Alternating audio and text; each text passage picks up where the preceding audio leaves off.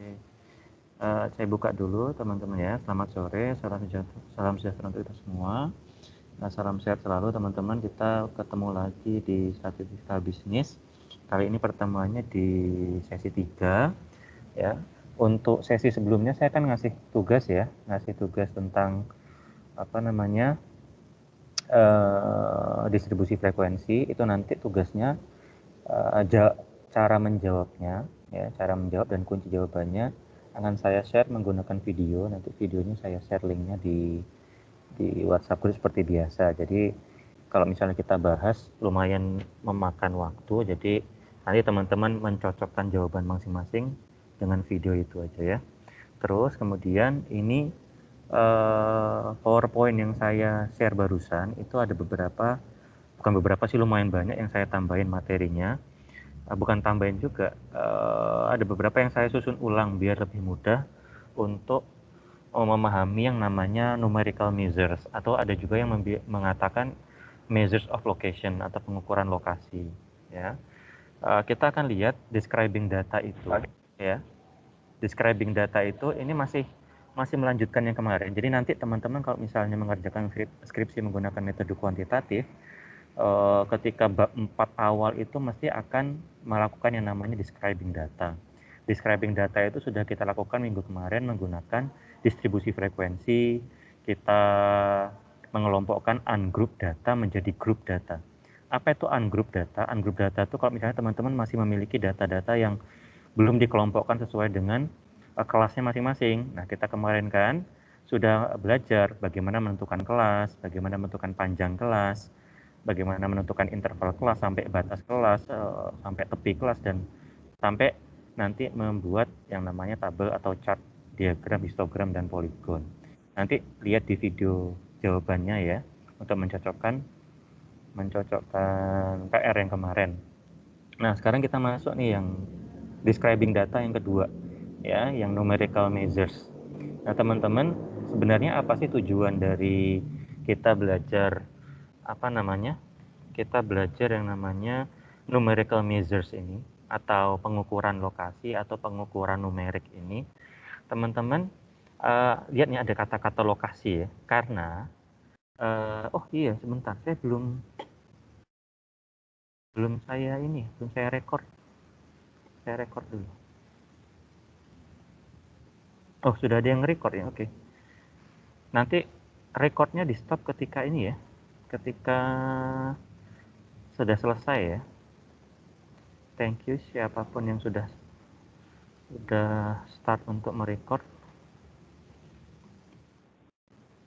Oke, saya lanjutkan.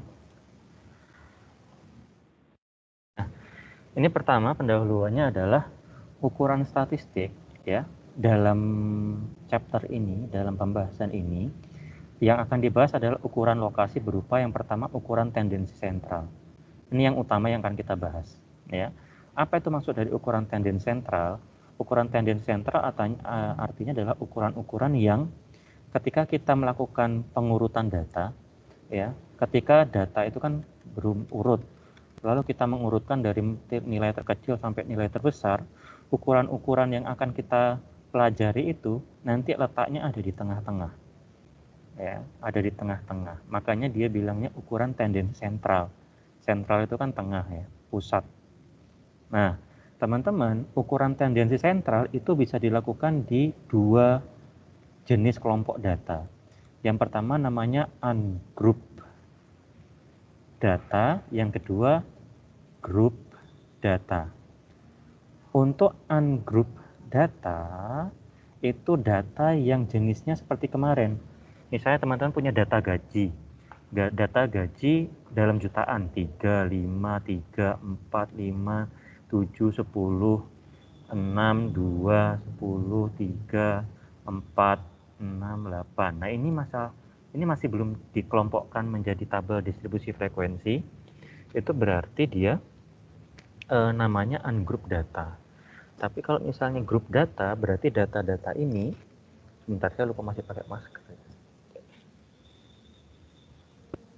Berarti data-data ini sudah dimasukkan ke tabel distribusi frekuensi. Nah, itu cara mencarinya beda lagi antara group data dengan ungroup data. Ya.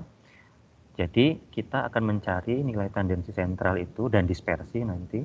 Ya, dispersi itu berarti kemencengan dari tendensi sentral itu dari kelompok data yang ungroup belum dikelompokkan dan grup data yang sudah dikelompokkan. Nah, berikutnya ukuran letak ini diperlukan untuk apa sebenarnya? Ukuran letak ini diperlukan untuk memberikan gambaran atau karakteristik suatu data. Ya, khususnya teman-teman nanti saya berikan informasi, tapi teman-teman gak usah dipusingkan sekarang. Kalau teman-teman itu nanti menggunakan metode kuantitatif, lalu menggunakan metode namanya regresi misalnya, atau metode parametrik, itu mensyaratkan datanya berdistribusi normal. Nah, itu nanti bisa digunakan karakteristik ini untuk mencari apakah data itu berdistribusi normal atau tidak. Ya, kalau misalnya tidak berdistribusi normal berarti harus menggunakan statistik non-parametrik. Nah, ini adalah salah satu alat untuk ngecek apakah data itu normal atau enggak. Jadi memberikan gambaran gitu. Gambaran yang lain, teman-teman, ukuran letak ini biasanya digunakan untuk apa? Mewakili kelompok data pada satu set data. Maksudnya apa, Pak? Maksudnya gini, teman-teman kalau lihat BPS ya merilis harga sembako, itu nggak mungkin harga sembako misalnya bawang atau minyak di pasar Beringharjo dikasih harganya per hari, minyak di pasar mana lagi, di pasar Stan, di pasar Maguwo, di pasar Condong Catur, kan nggak mungkin dikasih harganya satu-satu, tapi dia akan mengatakan bahwa harga rata-rata minyak di Yogyakarta misalnya 30.000 1 liter. Nah, rata-rata ini berarti dia memberikan perwakilan gambaran satu set data. Itulah maksudnya apa namanya? Dia bisa mewakili kelompok datanya dia. Ya. Nah, ukuran tendensi sentral yang akan kita gunakan nanti ada 3. Yang pertama adalah mean atau rata-rata. Ya, mean ini akan dibagi menjadi mean aritmatik, ya. Yang kedua namanya mean aritmatik weighted atau terbobot, ya, terbobot. Yang C ada mean atau rata-rata geometrik dan pertumbuhan, itu baru mean. Ini yang satu. Yang kedua apa ukuran tendensi sentral? Yang kedua ada yang namanya median. Kalau median teman-teman udah hafal lah ya. Median adalah nilai tengah dari suatu data. Dari suatu suatu set data.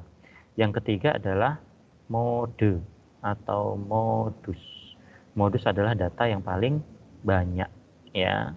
Nilai data yang paling banyak. Nah, teman-teman, 1, 2, 3 ini saya tadi sudah katakan bahwa ini bisa dilakukan di ungroup data dengan grup data. Ungroup data dan grup data. Ya. Jadi kita pertama akan melihat mean untuk ungroup data, median untuk ungroup data, modus untuk ungroup data. Yang kedua, kelompok kedua besar, ya, yang pertama besar, yang kedua besar nih. Yang kedua adalah mean untuk grup data, median untuk grup data, modus untuk grup data. Oke, ya. Jadi ini kerangkanya. Nah, sekarang kita ke mean atau rata-rata. Kita masuk ke kelompok yang pertama dulu ya. Kelompok untuk menghitung tendensi sentral ungroup data. Data yang belum dikelompokkan. Nah, kalau mean itu apa sih? Kalau teman-teman rata-rata mesti udah paham lah ya. Rata-rata adalah jumlah data, teman-teman tambahkan semua, dibagi dengan N, atau banyaknya data. Kalau untuk rata-rata itu ada 2 simbol nih, seperti yang pernah saya singgung di pertemuan sebelumnya.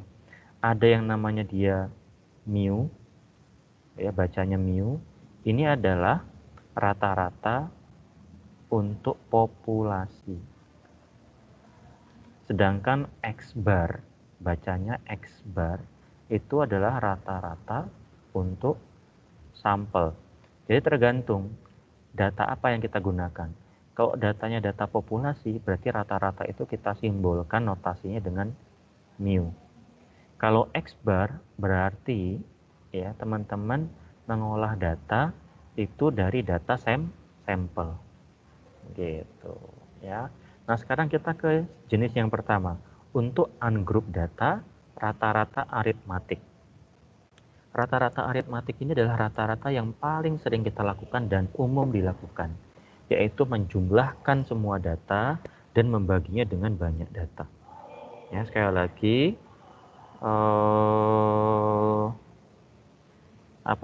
kita menjumlahkan semua nilai data dan membaginya dengan jumlah data. Ini untuk populasi yang sebelah kiri, yang sebelah kanan untuk yang sebelah kanan itu untuk sampel, teman-teman. Sampel. Iya, untuk sampel. Bedanya hanya apa? Notasinya tok. Kalau misalnya populasi itu menggunakan mu, kalau rata-rata yang sampel itu menggunakan X bar. Dan jumlah data itu banyaknya data ya, dia menggunakan N. N itu kepanjangan dari number kemarin ya. Kalau yang sampel itu N kecil, kalau ini N kapital kalau yang untuk populasi. Contohnya bagaimana Pak? Contoh seperti ini. Nah, ini maksud saya adalah ungroup data. Data ini belum dikelompokkan di tabel distribusi frekuensi kan. Contoh berikut ini adalah nilai statistik dari 10 siswa. Tentukan nilai rata-ratanya. Nah, kita bisa lihat kalau misalnya satu kelas itu memang isinya cuma 10, berarti dia populasi. Nanti teman-teman menggunakan mu dan n ya, notasinya. Nah, bagaimana cara menjawabnya? Secara logika gampang sekali kan? Ini kita tinggal tambahkan semua datanya. Ya.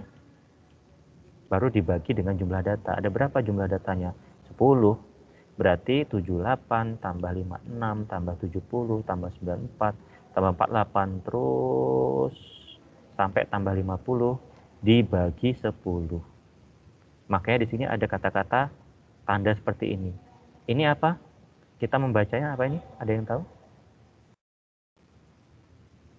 Membacanya apa? Sigma. Sigma, Pak. Sigma. Sigma X per N atau jumlah data observasi dibagi dengan banyaknya data. Dapat berapa? Oh, ternyata ketika dijumlahkan ini semua sigma X-nya adalah 700. Dibagi jumlah datanya 10, berarti rata-ratanya adalah 70 nilai untuk ujian statistik dari 10 siswa. Itu arithmetic mean yang paling sering kita lakukan. Ya. Itu udah di luar kepala lah. Ya. Teman-teman juga nggak perlu repot-repot ngapalin rumus karena nanti kan teman-teman juga kalau ujian pasti open book. Bahkan teman-teman nanti kalau misalnya menggunakan Excel juga saya nggak bisa larang, atau menggunakan kalau kalkulator pasti lah ya. Kalau Excel juga teman-teman saya nggak bisa larang, gitu maaf ya. Next adalah jenis yang agak baru nih, namanya rata-rata tertimbang atau weighted mean. Ya, rata-rata tertimbang atau weighted mean. Nah, apa yang membedakan rata-rata aritmatik dengan rata-rata tertimbang ini? Penggunaan ukuran ini untuk mewakili suatu set data jika frekuensi masing-masing data tidak sama banyaknya. Nah, teman-teman mesti bingung ya. Kita langsung ke contoh aja deh. Ini rumusnya seperti ini, teman-teman nanti bisa lihat bagaimana cara penggunaannya. Ya, ini saya bacakan aja cara membunyikannya. Ini kan mu weighted, W ini weighted ya. Kalau ini sigma dari X nilai observasi dikali bobot, W itu bobot. Ya, weight bobot. Nah, bagaimana cara pengoperasiannya? Kalau nggak ada contoh biasanya susah. Oke. Contoh nih. Besarnya bonus karyawan sebuah perusahaan transportasi, misalnya ada PT Rosalia Indah. Dia punya karyawan. Ada 3 kelompok karyawan nih. Yaitu apa? 1, ada kelompok driver atau pengemudi. Lalu ada kelompok pemasaran atau marketers. Ada kelompok yang ketiga customer service atau CS. Nah, karyawan bagian pengemudi Dan pemasaran dan customer service kalau menerima bonus tuh sebesar ini rata-rata. Kalau driver itu menerima bonus 100.000. Marketers atau pemasar kalau menerima bonus 75.000. Kalau customer service kalau menerima bonus 50.000. Nah, Rosalia Indah ini punya pengemudi jumlahnya berapa? Jumlahnya 5 orang. Punya pemasar jumlahnya 3 orang. Punya CS jumlahnya 2 orang. Bagaimana cara mencari min-nya? Ini kan bingung nih, gimana ini? Apa kita kali baru bagi atau gimana? Nah, ada caranya teman-teman. Caranya adalah menggunakan rata-rata tertimbang atau weighted mean. Kita lihat, nah ini adalah caranya teman-teman. Kita buat dulu tabelnya biar gampang dari soal cerita tadi. Ya.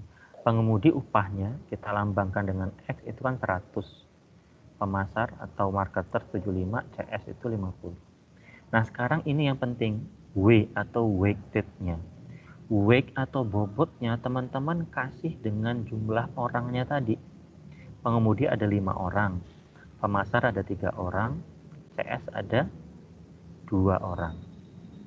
Teman-teman jumlahkan, inilah namanya sigma weighted atau sigma bobot. Sigma bobotnya berapa? 10. Nah teman-teman kalikan nih X dengan weighted-nya. 100.000 kali 5.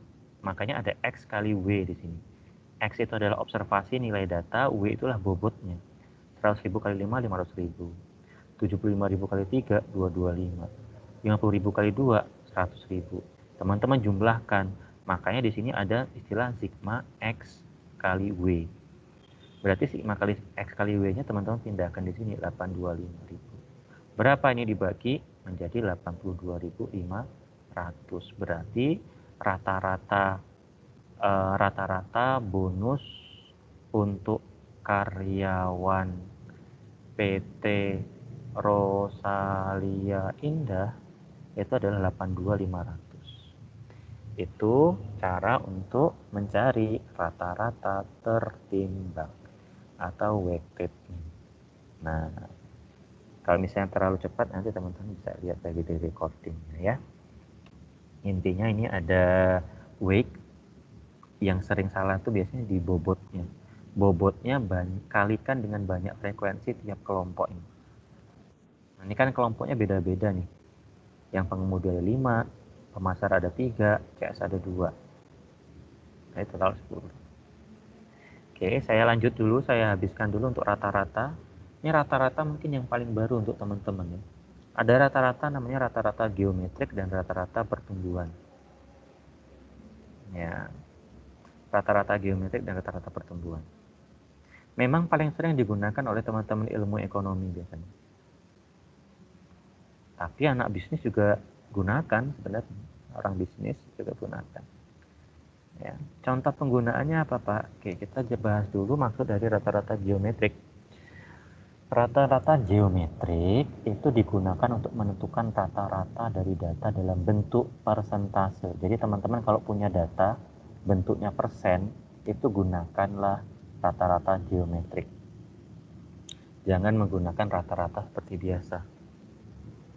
Kalau sekali lagi teman-teman punya kumpulan data, yang kumpulan data itu bukan pecahan, bukan gaji ribuan gitu ya, bukan apapun lah, itu jangan gunakan yang lain. Kalau teman-teman punya datanya berbentuk persentase, gunakanlah yang namanya rata-rata geometrik. Syaratnya adalah tidak boleh ada subset data yang observasinya nilainya 0 atau negatif. Nih, syarat utamanya untuk geometrik. Dapat digunakan jika tidak ada data yang bernilai negatif dan atau 0. Ini syarat utamanya. Jadi kalau misalnya dalam data itu ada yang karena pertumbuhan ekonomi misalnya, data pertumbuhan ekonomi kan dalam bentuk persentase. 5%, 7%, Indonesia kan rata-rata kayak gitu pertumbuhan ekonomi. 7%, 8%. Ternyata karena Covid, kita apa namanya istilahnya ekonomi kita kan, saya lupa tuh. Apa istilahnya? pertumbuhan ekonomi yang minus itu namanya resesi. Itu negatif 2 tahun berturut-turut, 2 kuartal berturut-turut. Ya, minus 5%. Nah, ini nggak boleh berarti menggunakan ini. Kalau ada tanda, ada minusnya. Ya. Oke. Sedangkan untuk rata-rata pertumbuhan, apa bedanya dengan yang ini? Kalau rata-rata pertumbuhan itu digunakan untuk menentukan rata-rata pertumbuhan. Jadi kalau datanya teman-teman itu data-data pertumbuhan. Data pertumbuhan itu berarti teman-teman punya dua data, T dan T-1. Itu kan ada growth-nya berapa. Ya kayak orang ya. Jadi misalnya teman-teman punya data 2000X. Ini 2000X-1. 5%, 7%.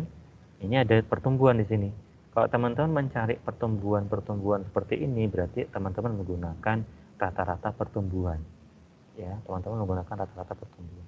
Nah, ini teman-teman bisa lihat, bisa menggunakan rumus yang seperti ini, atau ini nggak usah dipusingkan.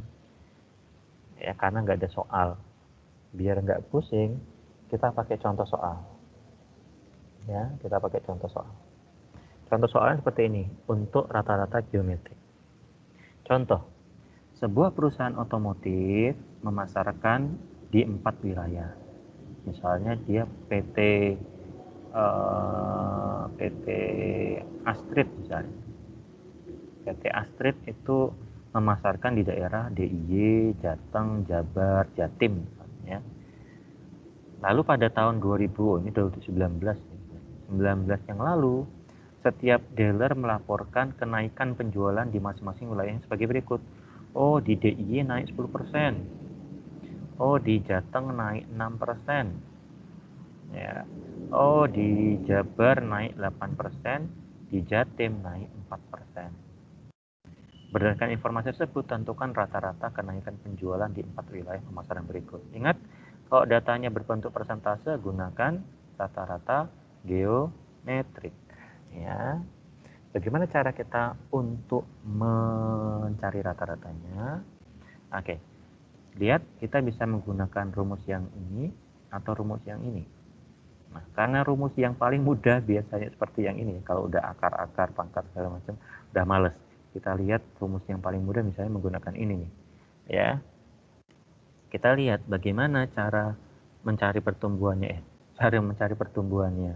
Kita lihat X1 itu ada berapa tadi? 10, 6, 8, 4. 10%. X2-nya 10, 6%. X3-nya 8%. X4-nya berapa tadi? 4%. Mu geometrik sama dengan X1 dikali X2 dikali X3 dikali X4, karena kita kebetulan ada 4 data ya. Pangkat 1 per N persen. Tinggal kita masukkan di sini. Ya. Mu geometriknya adalah 10% dikali 6% dikali 8% dikali 4%, pangkat 1 per 4. Oke, coba dicari berapa tuh? Yang punya kalkulator, ayo.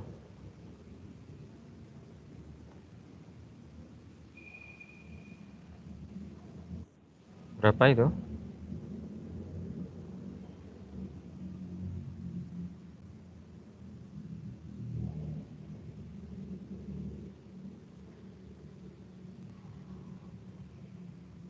Halo? Halo guys. Pak. Ya, berapa?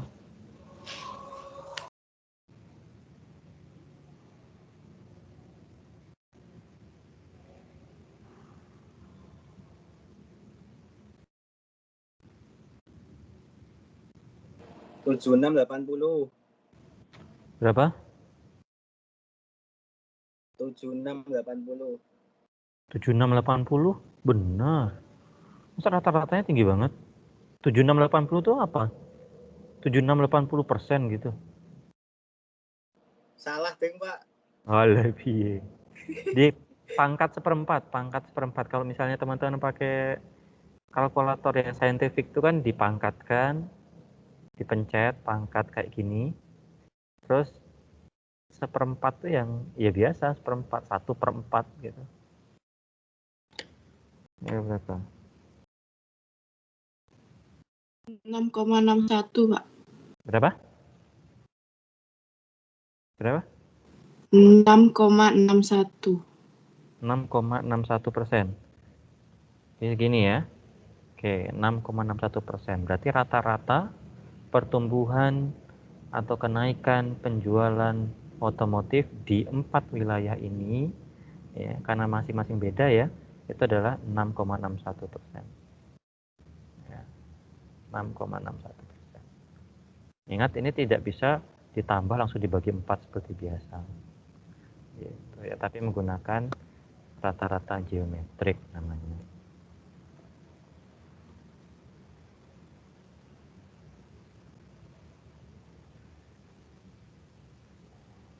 Oke, next. Rata-rata pertumbuhan terakhir sebelum kita buka sesi tanya jawab yang sebentar kita buka ya. Sekarang rata-rata pertumbuhan. Ingat tadi apa bedanya rata-rata geometrik dan pertumbuhan? Kalau geometrik teman-teman datanya adalah persentase, sedangkan rata-rata pertumbuhan teman-teman harus mencari tingkat pertumbuhan atau growth dulu dari masing-masing waktu, dari waktu ke waktu. Contoh, suatu perekonomian memiliki data PDB tahun 2004 sampai 2009 berdasarkan harga konstan tahun 2000 sebagai berikut. Ya, ini PDB, data PDB tahun 2004 sampai 2009. Tentukan pertumbuhan rata-rata per tahun. Nah, teman-teman kan akan mencari dari 2004 ke 2005 growth-nya berapa? Growth 1. Dari 2005 ke 2006 berapa pertumbuhannya? Growth 2. Dari 2006 ke 2007 berapa pertumbuhannya? Growth 3. Dari 2007 ke 2008 berapa pertumbuhannya? Growth 4. Dari 2008 ke 2009 berapa pertumbuhannya? Growth 5.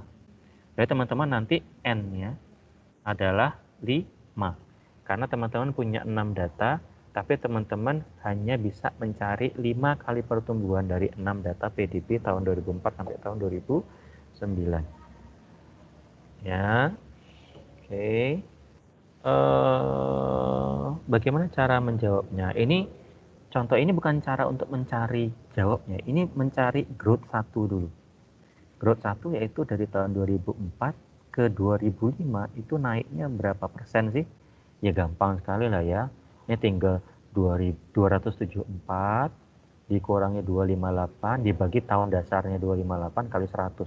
Ini pelajaran anak SD kayaknya udah belajar kayak ginian nih. Jadi untuk growth 1 ya adalah 6,20%. Nah, ini bagaimana Pak cara mendapatkan 5,84 atau growth 2? Sama, growth 2 berarti 290 dikurangi 274 per 274 kali 100. Dapatlah 5,84% sebagai growth 2. Ya, growth 2 ini. Lalu yang growth 3 bagaimana Pak? Growth 3 juga gampang. 312 dikurangi 290 per 290 kali 100. Dapatlah 7,59% untuk growth 3. Untuk growth 4 bagaimana Pak? 326 dikurangi 312 per 312 kali 100. Ya, untuk growth 4. Growth 5 adalah 340 kurang 326 per 326 kali 100. Dapatlah growth 5. Nah, growth inilah yang akan teman-teman masukkan ke subset data atau rumusnya. Tinggal teman-teman kali, lalu dipangkatkan seper N. Nah, ini tadi ingat N-nya adalah 5. Seper N berarti seper 5. Teman-teman kali setiap angka growth ini atau angka pertumbuhan dipangkatkan seper 5 atau seper N. Ya, seper N. Ini berarti pakainya yang ini ya.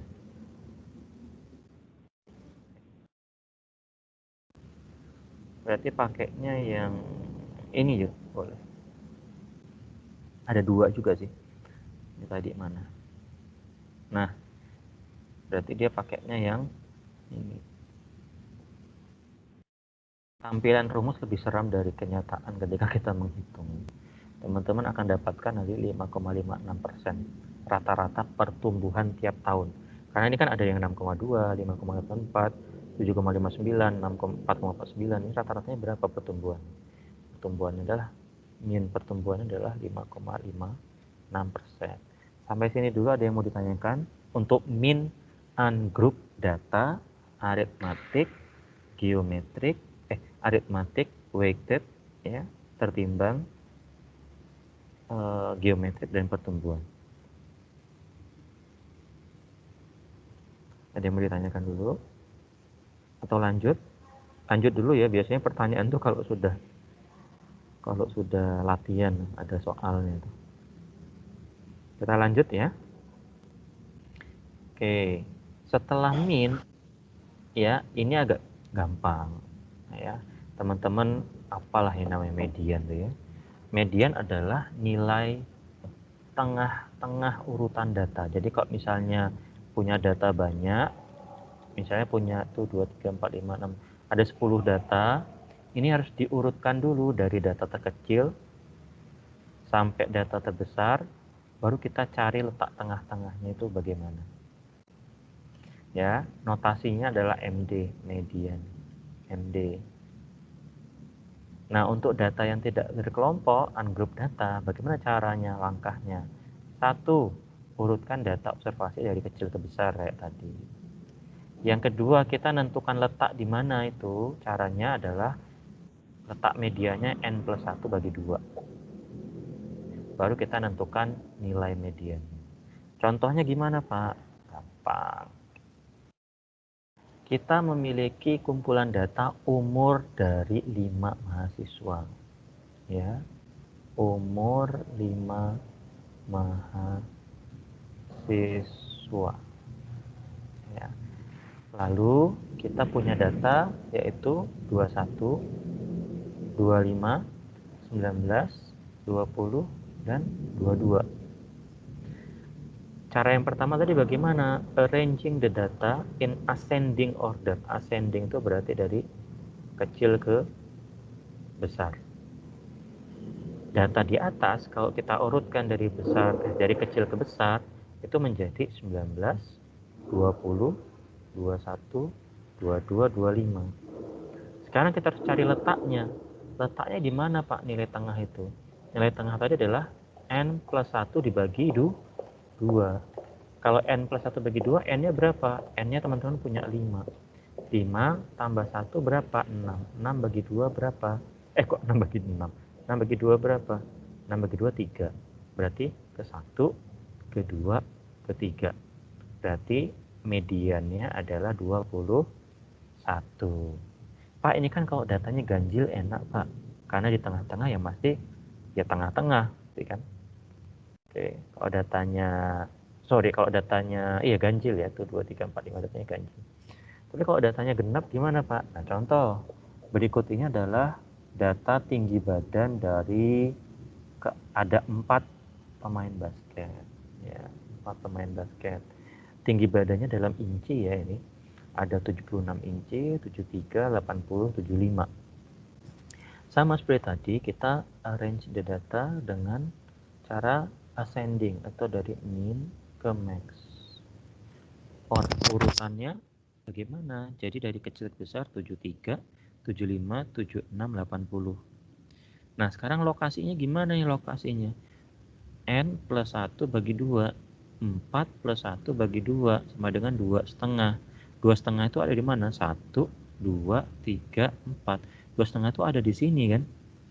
Makanya mediannya adalah 75 tambah 76 dibagi 2. Dapatlah 75,5.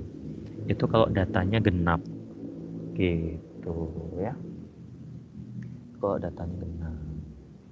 Itu median, gampang lah kalau median sama modus. Apalagi modus ya. Modus itu simbolnya, notasinya MO. Ini modus, bukan modusin orang, ini modus. Modus itu adalah data yang memiliki frekuensi terbanyak, frekuensi tertinggi. Paling gampang kita bisa lihat itu melalui chart atau diagram. Ya, ini chart atau diagramnya. Teman-teman, ini adalah diagram tentang banyaknya responden tentang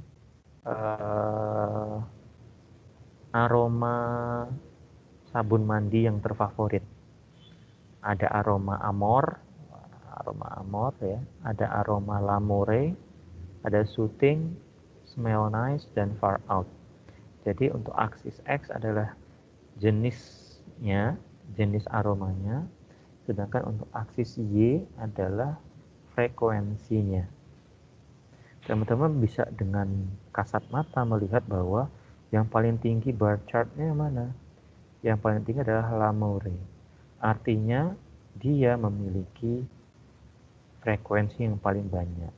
Jadi modusnya adalah lamore ini. Ya. The mode or modus. Makanya kalau teman-teman pernah mendengar mode fashion berarti ya modus fashion, tipe atau style atau gaya fashion yang paling banyak digunakan oleh orang, makanya menjadi mode. Ya, menjadi mode itu berarti paling banyak digunakan.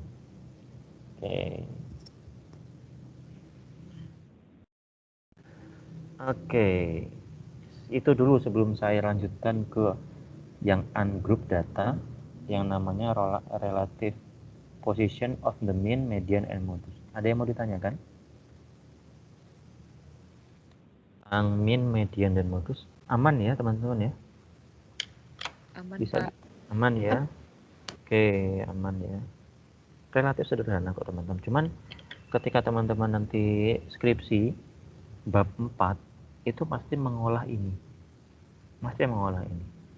Di awal-awal bab 4 ketika sebelum melakukan uji hipotesis. Ini ada namanya analisis deskriptif. Oke. Nah, sekarang apa arti dari posisi relatif? Posisi relatif itu berarti posisi yang bisa berubah-ubah. Posisi yang dapat berubah-ubah. The relative position of the mean, median, and the mode.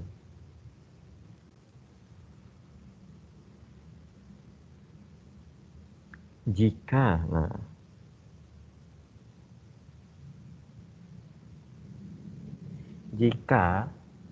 nilai mode atau modus sama dengan median dan mean, misalnya ini ya, seperti contoh yang di sini, modusnya 20 nilainya, mediannya 20, tengahnya 20, rata-ratanya 20.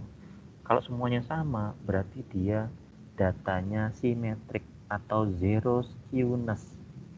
Skewness itu apa, Pak? Skewness itu berarti kemencengan. Berarti dia tidak terjadi menceng kiri atau menceng kanan. Artinya data ini berdistribusi normal. Berdistribusi normal kalau secara visual dia akan berbentuk bell shape yang sempurna. Ya, bell shape. Apa itu bell shape? Bentuk apa? Berbentuk apa bell shape itu? Apa arti bell? Lonceng. Ya, ini kan kelihatan kayak lonceng itu kan kayak gini. Nah, kalau dia berdistribusi normal, datanya itu kayak gini. Ini sebenarnya sama seperti menggambarkan dalam kehidupan nyata kita. Contoh, misal tinggi badan atau berat badan. Yang cewek-cewek sensi aja nih ya. Kan berat badan misalnya ada yang dari yang seumuran teman-teman lah, misalnya 19 atau 20 tahun. Misalnya ada yang dari 40, ada yang 60, ada yang 80 untuk yang cewek-cewek. mesti teman-teman akan banyak ketika di data, frekuensinya akan banyak di sini. Nengah lah. Yang nuwun sewu agak kelangsingan itu ya ada, cuman ya lebih sedikit. Dan yang sehat banget ya ada, cuman ya akan sedikit. Jadi dia berdistribusi normal tuh maksudnya ya kayak gitu. Sama seperti misalnya dengan orang yang jenius, yang pintar banget kayak Pak Habibie ya ada, cuman ya jumlahnya sedikit. Yang nuwun sewu secara IQ di bawah rata-rata banget itu ada juga, cuman ya jumlahnya sedikit. Yang banyak ya yang IQ-nya rata-rata dari 100 sampai 120 gitu ya, dari 90 sampai 110, 120 ya sampai 110 gitu. Itu kalau misalnya modus, median, min itu nilainya sama. Sekarang kalau misalnya modusnya lebih kecil dari median dan lebih kecil dari min, maka dia yang namanya skew to the right. Artinya dia menceng kanan. Lihat ya, menceng kanan. Lebih tinggi yang kiri daripada yang kanan. Menceng kanan. Ini namanya positive skew. Ya, menceng ke kanan. Sebaliknya, kalau misalnya nilai modus lebih besar dari median, lebih besar dari min, dia akan menceng kiri. Skew to the left. Lihat nih, landai ke kiri. Berarti dia namanya negatif skew. Nah, datanya tidak berdistribusi normal. Kalau dalam skripsi nanti akan kita cari dengan logaritma. Ya nggak usah dipusingkan nanti, ya, pusingnya 2 tahun. Nah, teman-teman bisa dengan mudah mencari min, median, modus itu menggunakan Excel, ya paling gampang, atau menggunakan software statistik lainnya seperti SPSS, Fuse, Lisrel, dan lain-lain. Banyak. Ya. Nah, tadi kalau datanya ungroup, apa ya? Ungroup. Kalau sekarang data yang group. Ya. Data group itu data apa, Pak? Data group adalah data yang sudah dikelompokkan ke dalam tabel distribusi frekuensi. Sekali lagi, data berkelompok adalah data yang dikelompokkan ke dalam tabel distribusi frekuensi. Dia nggak nyebar kemana-mana lagi. Dia sudah dimasukkan, dia sudah dijadikan kelas, dia sudah ada intervalnya, dia sudah ada apa namanya, dia sudah ada kelasnya, sudah ada intervalnya. Pokoknya seperti yang teman-teman buat kemarin lah, gitu. Itu namanya group data atau data yang sudah dikelompokkan. Nah, rata-rata data kelompok itu caranya seperti ini. Nanti rumusnya seperti ini paling gampang, nanti kita lihat contoh ya. Nah, mediannya juga ada caranya, lalu modusnya juga ada caranya. Ya. Nah, paling enak akan kita contohkan menggunakan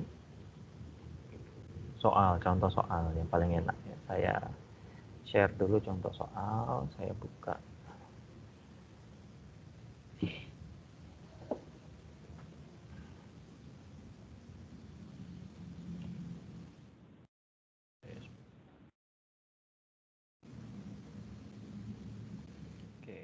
Word saya sudah terlihat teman-teman?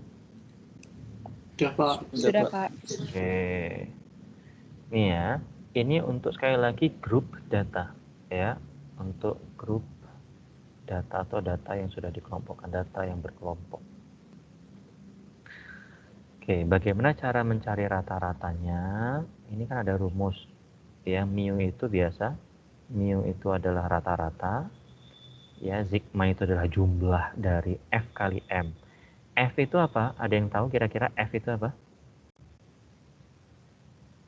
F itu adalah frekuensi dari sebuah kelas.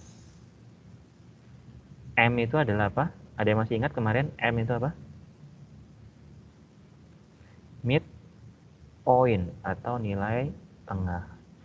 Dicari dengan cara apa? Batas bawah ditambah batas atas dibagi 2. Nah, contoh soal nih. Berikut ini data observasi mengenai laba setiap hari yang diperoleh PT Widya selama 30 hari pada bulan Desember. Ya, sudah dikelompokkan dalam tabel distribusi frekuensi seperti ini. Ini kalau teman-teman jumlahkan, ini adalah 30. Ya. Seperti yang kemarin ya. Kalau teman-teman nggak percaya, hitung sendiri. Ya. Pertanyaannya, tentukan laba rata-rata per hari yang diperoleh perusahaan PT Widya. Jadi punya tabel frekuensi seperti ini, ada berapa kelas nih? 1, 2, 3, 4, 5, 6. Ada 6 kelas. Ada 6 kelas dengan frekuensinya masing-masing seperti ini. Jumlah hari itu berarti frekuensinya. Kalau M adalah midpoint dari setiap kelas. Jadi bagaimana cara menjawabnya? Untuk menentukan nilai rata-rata data berkelompok, kita perlu nilai penjumlahan dari hasil kari antara, nilai penjumlahan dari hasil kari itu berarti ini. Nilai penjumlahan dari hasil kali antara frekuensi dan nilai tengah. Itu maksudnya ini. Penjumlahan dari hasil kali frekuensi dengan nilai tengah. Masing-masing kelas. Berarti kita cari nilai tengahnya. Nilai tengahnya seperti apa? Ini sudah saya nggak ulangin ya. 44,5 itu didapatkan dari 40 tambah 49 dibagi 2. 54,5 dapat dari 50 tambah 59 bagi 2. Dan seterusnya. Itu dapat nilai tengah atau midpoint. Midpoint ini dengan frekuensi harus kita kalikan. Makanya ini ada FM. FM adalah frekuensi dikali midpoint. Jadi 178 ini dapat dari mana? 178 dapat dari 4 kali 44,5. 327 dapat dari mana? Dari 6 dikali 54,5. Dan seterusnya. Ya, dan seterusnya. Nah, hasil penjumlahan frekuensi kali midpoint lah ini namanya. Jumlah frekuensi sama dengan N, jumlah data 30. Tinggal kita bagi. Bagaimana cara membaginya? Ini kan tadi rumusnya ya. Penjumlah sigma frekuensi kali midpoint dibagi sigma frekuensi. 1975 dibagi 30. Ya. Hasilnya adalah 65,83. Ini adalah rata-rata dari data berkelompok. Gampang lah. Cincai lah pokoknya, gampang. Gitu. Saya yakin nggak ada yang tanya juga sih. Sederhana banget ini. Bentar, saya minum sebentar. Ya. Oke, berikutnya nih. Berikutnya. Sekarang median untuk data berkelompok. Ya. Sebenarnya langkahnya relatif sama. Langkah-langkah untuk menentukan median data berkelompok itu seperti apa? Ya. 1, tentukan kelas median. Berarti yang kita tentukan tuh bukan letaknya lagi, bukan letak angka atau data, tapi yang mau kita cari adalah letak kelas di mana sih nilai itu berada di kelas mana. Ya, berada di kelas mana. Lalu tentukan angkanya dengan rumus seperti ini. Nah, ini rumus ini tidak seseram kelihatannya ketika kita mengoperasikannya. Ini lebih seram karena tidak dioperasikan, tidak dicoba. Yaitu, ini gampang ya. MD adalah median, ya. BMD adalah batas, ya. Tepi kelas bawah median, batas median yang kelas batas bawah, ya. N adalah banyak jumlah data atau observasi. CF adalah frekuensi kumulatif frequency. FMD adalah frekuensi kelas median, CI adalah interval kelas. Sekali lagi, serem karena nggak dioperasikan. Kita lihat contohnya aja, gampang. Tabel berikut ini adalah data mengenai laba setiap hari yang diperoleh PT Widya. Sama kayak tadi di atas.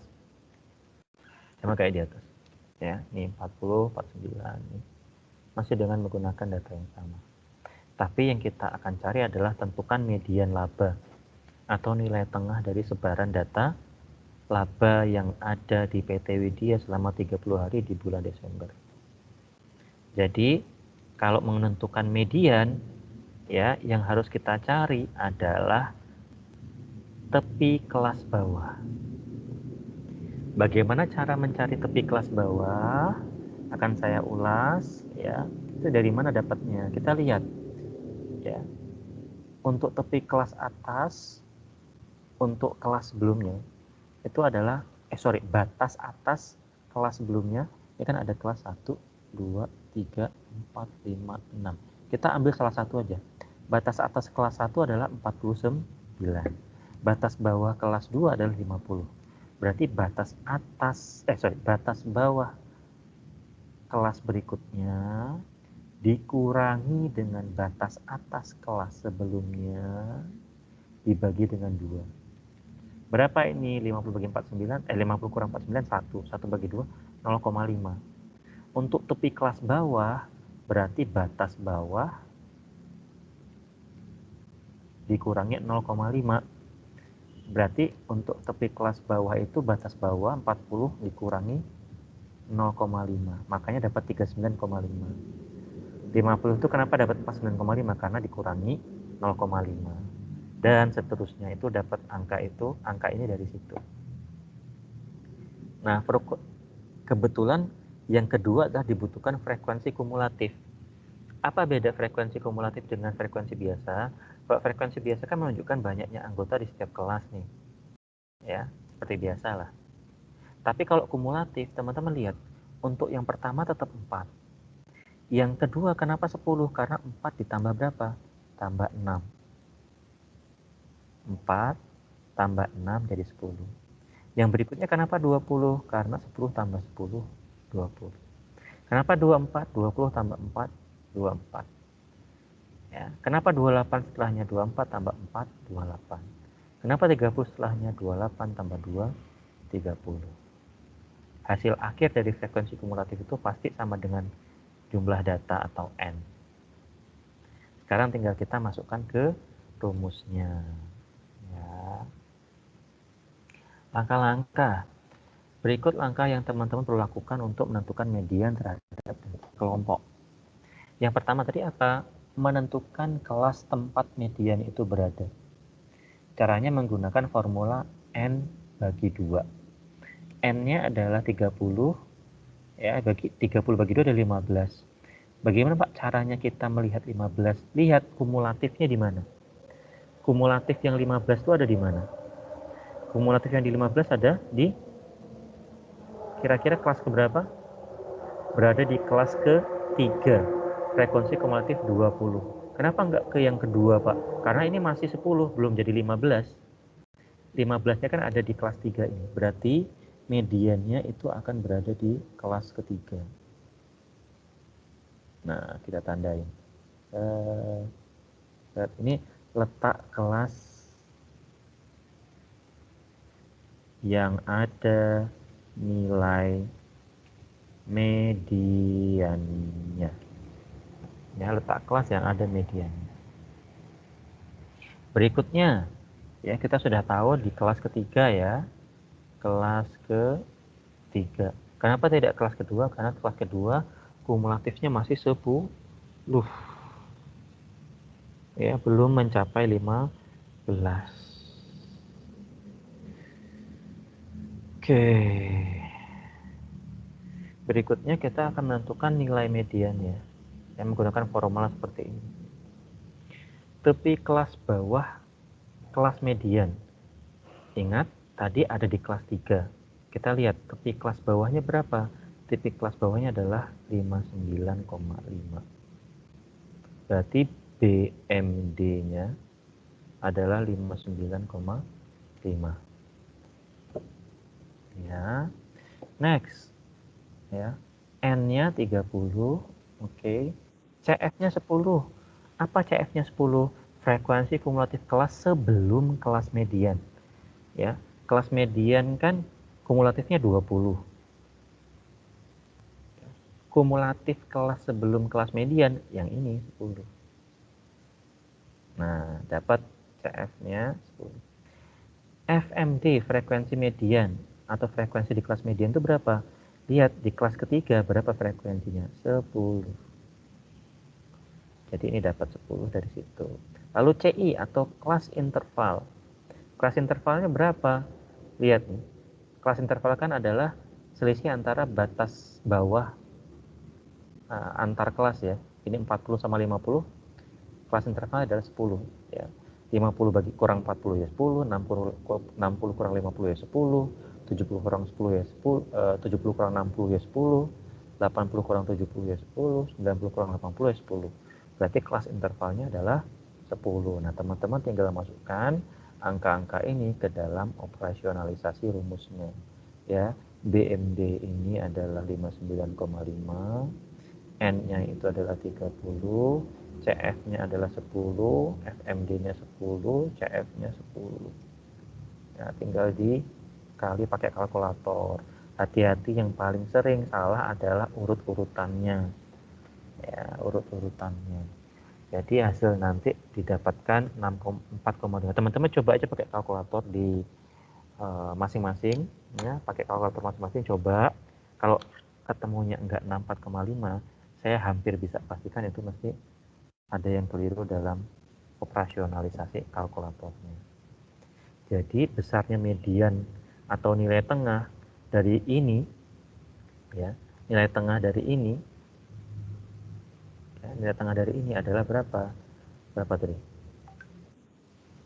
64.500. 64.500. Karena ini datanya dalam ribu rupiah ya. Jadi 64,5 tinggal dikali 1000 aja kan. Karena datanya dalam ribuan. Gitu. Sekarang yang terakhir, modus atau nilai atau data yang paling sering keluar. Modus untuk data observasi berkelompok dapat ditentukan dengan beberapa langkah. Yang pertama, tentukan kelas modusnya, tempat modus itu akan berada. Kelas modus adalah kelas yang punya frekuensi tertinggi. Ini bisa kita lihat dari frekuensinya langsung kelihatan. Pakai kasat mata bisa. Lalu tentukan modusnya dengan rumus ini. Nah, ini juga terlihat seram karena kita belum tahu apa itu ya. Kita coba selesaikan. Ini sama seperti soal yang di atas, masih laba PT Widya selama 30 hari di bulan Desember. Ya, ada labanya sekian, range-nya ya, frekuensinya ini. Nah, tepi kelas bawah sudah kita hitung tadi ya, di atas sudah kita hitung. Lalu bagaimana cara menentukan modus atau nilai yang paling banyak keluar? Langkah-langkah perlu dilakukan, tentukan kelas modus. Kelas modus paling gampang ya, kita lihat frekuensinya, kelas mana yang paling banyak frekuensinya, yaitu kelas ke-3.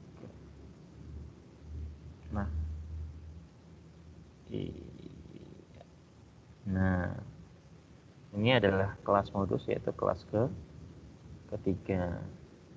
Kelas tempat modus itu berada. Nanti harus kita cari berapa angkanya. Berikutnya, tentukan modus dengan menggunakan formula ini. Ya. BMO, tepi kelas bawah kelas modus. Kelas modus adalah kelas ketiga, tepi kelas bawahnya adalah 59,5. Ini adalah batas bawah kelas modus atau BMO. Batas bawah kelas modus. Ya. Lalu apa lagi? D1. D1 di 4 diperoleh dari 10 dikurang 6. Apa itu D1 tadi? Selisih antara frekuensi kelas modus dengan frekuensi kelas sebelumnya. Frekuensi kelas modus berapa? 10. Frekuensi kelas sebelumnya 6. Berarti D1 adalah 10 kurang 6. 4. Sekarang D2. Selisih antara frekuensi kelas modus dengan frekuensi kelas sesudahnya. Nah, D2 10 dikurangi frekuensi kelas sesudahnya 4. Berapa? 6. Berarti dapatlah D1 itu 4, D2 itu 6. Nah, kelas intervalnya tetap 10 ya. Kita bisa lihat dari mana? Kita bisa lihat dari sini. Ya. Ini ke sini selisihnya adalah 10. Ini ke sini kelas selisihnya 10. Berarti panjang kelas ya, kelas interval itu 10. Oke, sehingga modus ya, dari data berkelompok laba PT Widya dapat ditentukan sebagai berikut. Kita tinggal masukkan, ini adalah BMO, batas bawah kelas modus 59,5, ditambah, ini D1-nya adalah 4, tinggal dimasukkan, D2-nya 6, dan kelasnya 10. Dapatlah 63,5, tinggal kita kali 1000. Karena datanya dalam ribuan, berarti modus laba yang diperoleh PT Widya atau laba yang paling sering terjadi adalah 63.500. Ya, ini laba yang paling sering didapatkan oleh MIT. Nah, sekarang kita bisa apa? Kita sudah bisa mengira-ngira apakah data ini normal enggak atau ada kemencengan. Kita lihat mu-nya berapa, MD-nya berapa, MO-nya berapa. MO-nya adalah 63.500. Terus MD-nya tadi berapa? MD-nya adalah 64.500. Min-nya berapa? Min-nya adalah 65.830.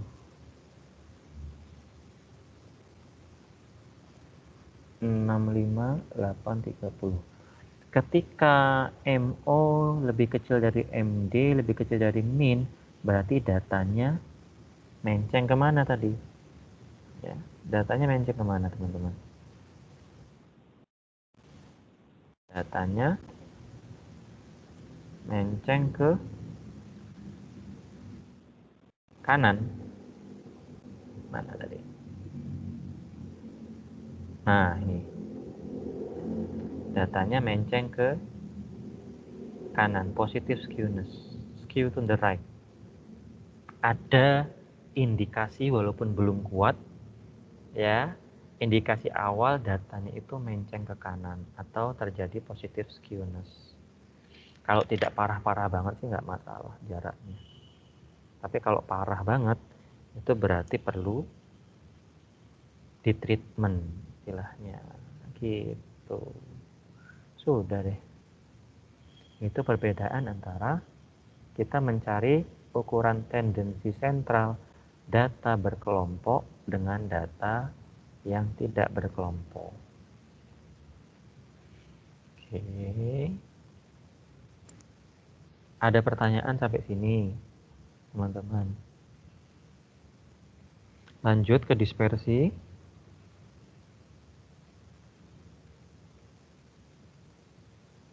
Lanjut ke dispersi, teman-teman. Ya, Pak. Oke, lanjut ya.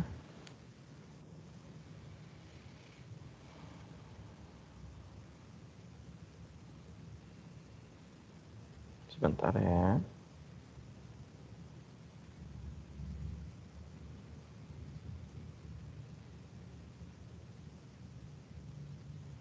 Sebentar. Ya, teman-teman juga boleh sambil minum dulu, menghela nafas dulu.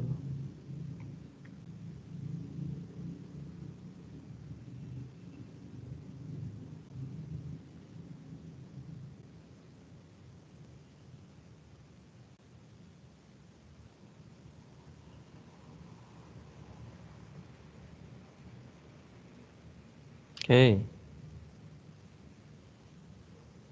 Berikutnya terakhir. Last but not least ya. Untuk yang terakhir ini saya tidak terlalu meminta teman-teman untuk menguasai yang gimana gitu ya, karena teman-teman pun nanti ketika menggunakan ini ya, ukuran dispersi ini ya, ukuran penyebaran ini, teman-teman nanti juga bakal banyak sambil lihat referensi gitu ya, tidak yang harus menghafal. Gampangnya gini lah, teman-teman tahu dispersi maksudnya tahu ya. Jadi kalau misalnya teman-teman punya tadi data seperti ini, rata-rata ada di bawah, kayak dia itu mencil dari data rata-ratanya. Nah, ini dispersi namanya. Sejauh mana dia mental dari nilai rata-rata, itu yang namanya dispersi. Sekali lagi ini saya gambarkan contohnya. Misalnya mean median modusnya ada di tengah sini. Frekuensinya sama, ada di tengah. Lalu ada beberapa data yang ada di sini misalnya. Nah, ini kan dia melenceng dari nilai rata-rata median modus. Ini apa yang akan kita ketahui dari informasi ini? Ini juga misalnya dia melencengnya sedikit di sini. Apa yang bisa didapatkan infonya dari? Ya, oke. Nah, teman-teman, kenapa sih kita mempelajari dispersi gitu ya? Kan kita tadi punya ukuran tendensi sentral, yaitu mean median modus.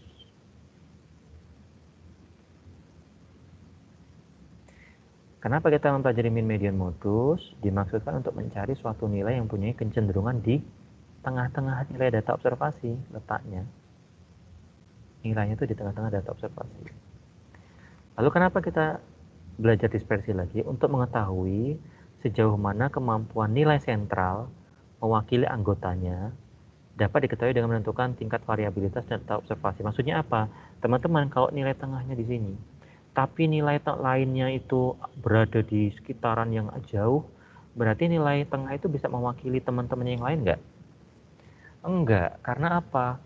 Teman-temannya yang lain itu tidak berada di dekat-dekatnya nilai tengah, tapi dia mencar kemana-mana jauh lagi jaraknya. Kalau misalnya mencarnya nggak jauh, deviasinya, penyimpangannya nggak jauh, itu berarti aman, bisa mewakili. Contoh, suatu kelas itu nilai rata-rata nilai statistiknya adalah 7,5. Ternyata ketika dihitung deviasinya itu sampai 3. Artinya ada yang nilainya ekstrem kiri misalnya. Ada yang nilainya 3, ada yang nilainya 10. Berarti kan kemencengan terlalu jauh.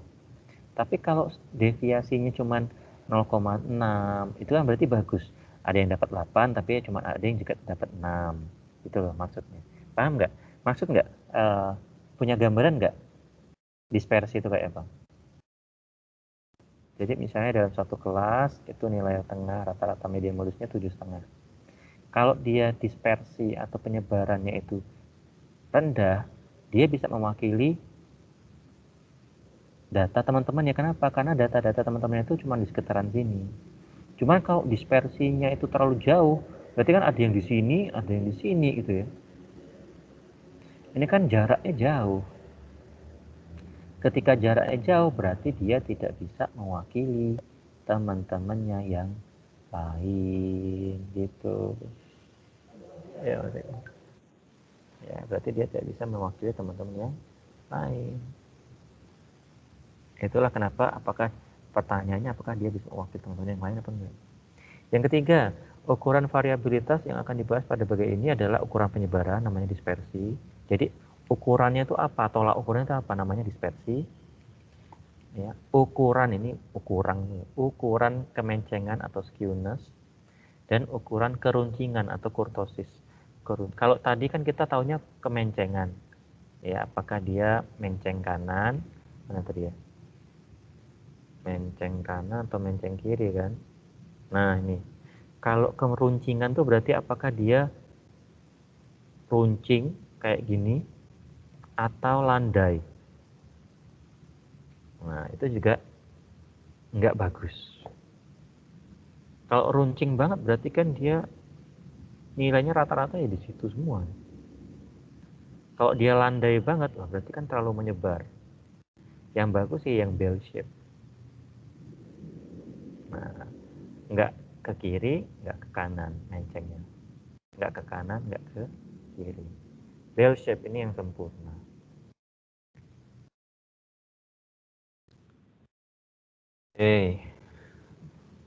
Dispersi. Nih sampel of dispersion ya. Contoh dispersi itu kayak gini tadi. Ya. Lihat nih ya, ini kan dia nyebarnya nggak sesuai bell shape ini. Kayak gini. Ini kan berarti dia menceng kanan, positive skewness. positive skills. Atau ini nih, yang bagus kan kayak gini nih. Tapi ini kalau kayak gini, wah ini nyebarnya terlalu ada nilai ekstrim kanan, ada ekstrim kiri. Itu yang saya ini kan tadi. Nah ini ya, measure of dispersion itu ada range, yaitu selisih antara nilai maksimal dan nilai minimal. Lalu ada mean deviation atau deviasi dari rata-rata. Dan variance dan standard deviation. Ini kita nggak bahas semua sih. Ya, sudah ada caranya. Range adalah selisih antara nilai maksimal dikurangi minimal. Ada juga mean deviation seperti ini. Ini untuk tahu aja, nggak yang harus sekarang. Ya. Untuk nextnya ini akan saya kasih akan saya kasih video saja untuk teman-teman bisa melihat itu sebagai suplemen. Gitu. Ya, itu dulu mungkin teman-teman ada yang mau ditanyakan?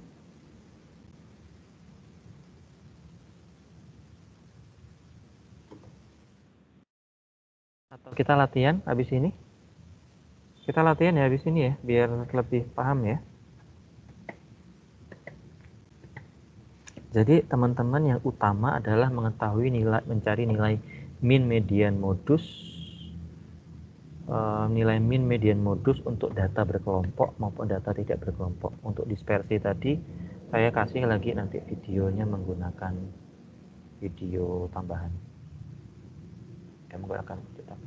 Dan untuk jawaban tugas yang kemarin akan saya gunakan juga video ya. Oke. Begitu ya teman-teman ya. Kalau tidak ada yang ditanyakan, saya akan ngasih soal latihan, tapi saya tidak ngasih soal sekarang ya, mungkin nanti malam atau mungkin besok pagi. Tapi yang pasti akan saya post di situs kuliah. Nah, teman-teman tinggal mengerjakan dan deadline-nya seperti biasa 1 minggu. Ya, mudah-mudahan kalau nggak nanti malam ya besok pagi. Ya, kalau misalnya sudah ada pasti langsung saya kabarin di WhatsApp group. Gitu ya teman-teman ya. Terima kasih semuanya atas perhatiannya. Selamat sore semuanya. Salam sehat.